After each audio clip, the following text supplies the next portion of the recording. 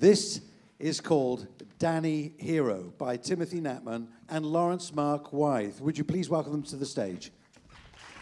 These are your writers. Writers. Hello, Richard. There you are. See you. You've got your Hello, mic. yes, Good. my mic works. Oh, that's, right, fair enough. Okay. Hello, everyone. It's lovely to, I say it's lovely to see you. I can make out some of you. Anyway, it's lovely to be here. As Richard's just said, my name's Tim. That's my friend Laurence at the piano. And our musical is called Danny Hero. And Danny Hero tells the story of Danny McIntyre. Danny McIntyre is a 15-year-old schoolboy who lives in a small flat with his mum in a town that has a glorious past but an uncertain future. Actually, I say he lives with his mum. Where Danny really lives is in his imagination, where he is a superhero who's been sent from outer space to fight for truth and justice. And that's how we're going to tell our story, with some scenes set in the real world and some scenes set in the world of Danny's fantasy. In the extract you're about to see, which comes from very early on in Act 1, Danny's off in his own little world. He's just defeated the latest malevolent supervillain, and he's a little bit worried that maybe some of his fellow school kids may have discovered his secret identity. Danny Hero.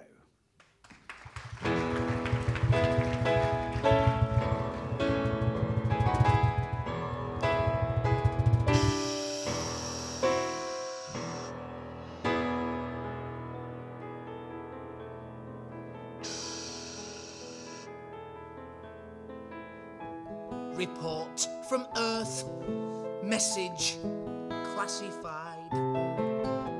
The latest quest has come to an end. A mortal foe has been neutralized. The planet's safe, mankind is free again. While I stand alone against all that is evil out there, no one can know how I save the world, or what I really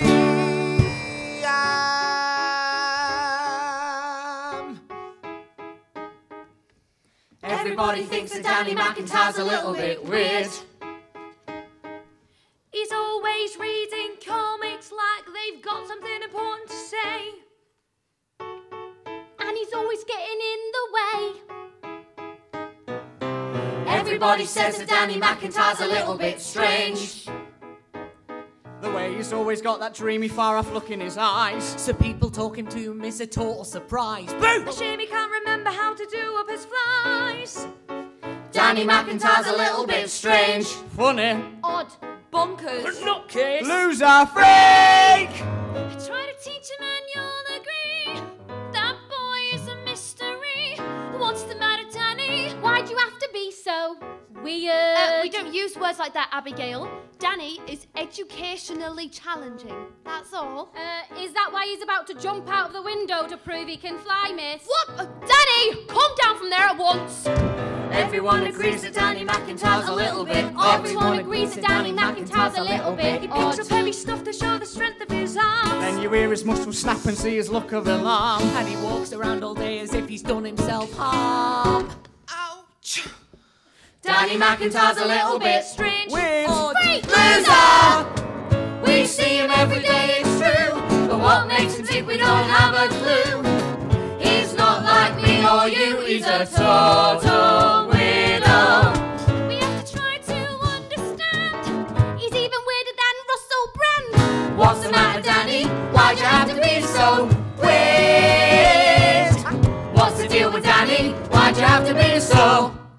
Mrs. McIntyre, it's about Danny. I know the world that I dream of's not real, but I love it. What's he done now? Leapt tall buildings at a single bound? I know it's fantasy, don't get me wrong, I'm not daft. He's obviously a bright, imaginative boy. But sometimes I wish I could push off the ground and I'd fly there You're not the first teacher who's called me. Sometimes I wish I could sail on a cloud like a raft. You don't need to worry about Danny. That's my job. I know the stories I dream of aren't real. They're just kid stuff. I just think he could be making more of his potential. But sometimes a dream's all you've got, so you make it enough. To do what? The morning comes, you get out of bed, but you still can't face the day ahead. Superheroes, they never worry, they're brave and they're good, and they understand.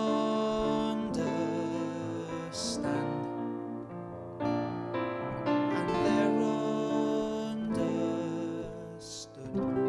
It's a difficult world out there. Sometimes I come back to Earth and it's all just a blur. I'm sure you mean well. I know my stories aren't real, but they're what I prefer. Perhaps I could speak to Danny in person. I know my heroes aren't real, but I wish that they were. He's not in. He goes to see his granddad after school. Are you all right, Danny lad? There's no such thing as heroes, is there, Gramps? Heroes? This town was full of heroes when the steelworks were still open. That was no place for a coward, I can tell you. Furnaces hotter than the sun, burning rivers of molten metal. And it was good, while it lasted.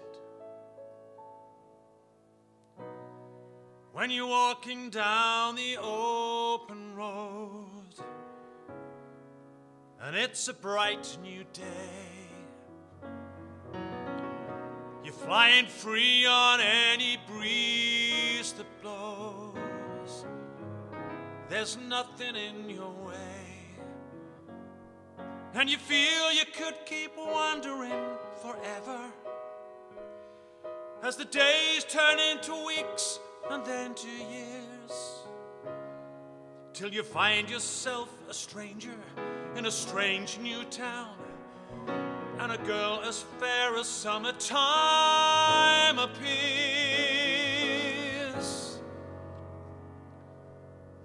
You get a job at the mill and you start to build a home.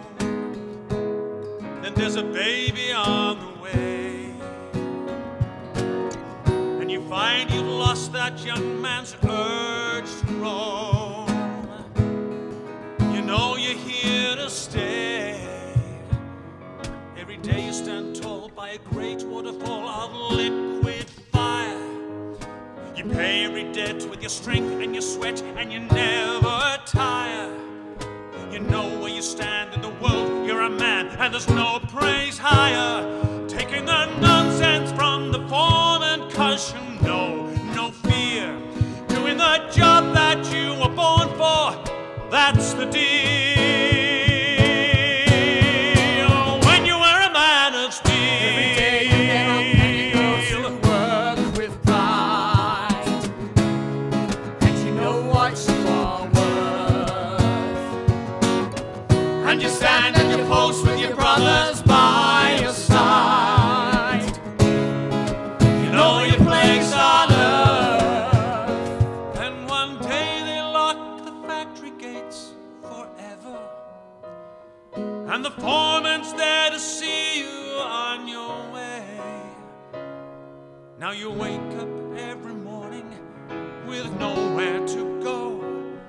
On the doormat, all the bills that you can't pay. You try what you can, never cry, you're a man and you have to earn. You puff at your chest and you give it your best, but you never learn.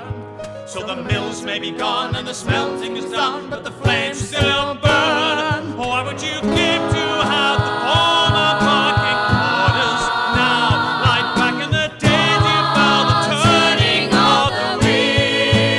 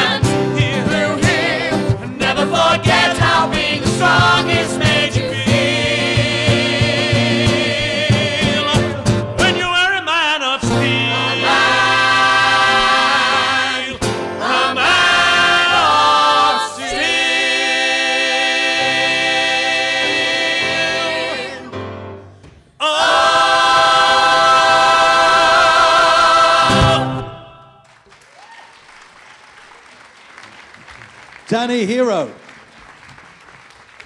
Written by Timothy Knapman and Laurence Mark Wythe. And they're here. They join me on the stage again. Please give them a round of applause. Thank you. Now, Grandad brought him back down to earth a bit there, didn't he? A little bit, but Grandad reminded him that although there may not be superheroes in capes and, you know, with their underpants outside their trousers, all that kind of stuff, that in the right circumstances, when a community is full of self-confidence, there are heroes everywhere. There are heroes walking down the streets. You don't have to look very far for heroes. So when you cease to believe in heroes, you just have to look at the people around you who are living ordinary lives, which take all of the strength and the daring that a superhero uses, but may not, you know, they're not quite as glamorous. Can I just ask, when you sit down to write a musical, I've always been curious, I need to know this. Where on earth do you begin? Do you just go doing and, oh, let's find a word? Yes, I mean... Yes, is that right? I mean, when you do something like this and you have to come up with something, you start and you hope for the best. Normally, you know, Tim, as a writer, will say something that triggers something musically, and then it hopefully flows from there. And so, yeah, so ideas just come, and then I throw them back to Tim, and he says whether he likes them or not. And that's it, really. If he doesn't, we chuck him out. That's very true, but it starts with the story. That's the most important thing. You start with the idea, then you get the story, and that's what inspires, I think, everything else. We have some judges here. I'm going to leave you with the microphone. Well, let's just, yes, we have a judge question over here. Goodness me. Here we are. So sorry. Hello, judge question. Hello. Hello. I'm assuming that Danny finds some magic somewhere and becomes a hero. Can you give us a little bit about how that story develops slightly? Yes, certainly. Well, what happens is somebody comes to the town who offers them, because as I said, it was a town with an uncertain future. And somebody comes to the town who appears to be its savior, who appears to be the one who's going to make everything right. And only Danny can see through that. And no one believes him, and the more he tries to prove it to people, you know, the circumstances are such that, you know, each time he falls on his face and people say, oh, sorry. Oh, gosh, yes, sorry.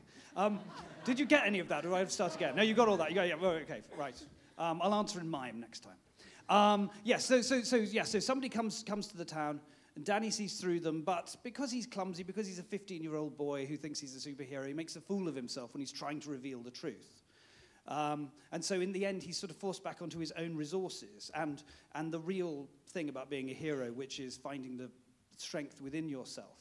And then finally, he does have that moment in the real world, not in the fantasy world, where good and evil confront one another.